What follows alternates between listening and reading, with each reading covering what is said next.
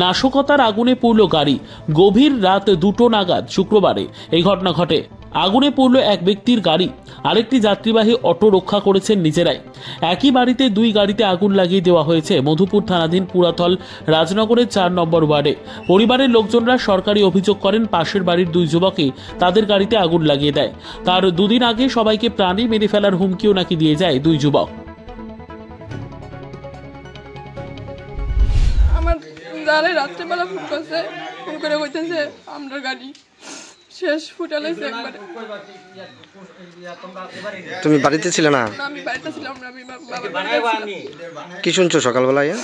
সকালবেলায় দেখছি গাড়ি পুরা ফুটা লাগছে। কয়েকদিন আগে বাড়ির রাস্তা লইয়া মিটিং হয়েছিল, তারা বাপের বাড়ি থেকে মানুষ আসছিল, আমরা হুমকি দিচ্ছে আমরা মার্ডার করে লাইব, গাড়ি ফিরে লাইব, এইভাবে হুমকি দিছে।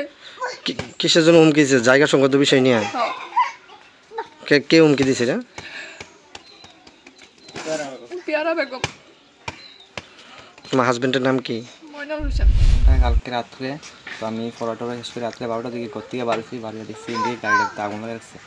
তো আমি তার ডাইকাটাকে আনছি, এবার সবাই মিলে আগুনটা নিয়েছি। তুমি দেখছো কে বা কার আগুন লাগাছে? ও এমনিতে দেখছো আগুন লেগে গেছে? কার গাড়ি? তার গাড়িটা আমার কাকার। নাম কি? মইনুল হোসেন। বাড়ি কোন জায়গায়? বাড়ি পুরাতন রাজনগর। কটা বাজবে তখন রাত? আনুমানিক 12টা। নিজস্ব প্রতিনিধির রিপোর্ট, দুরন্ত টিভি।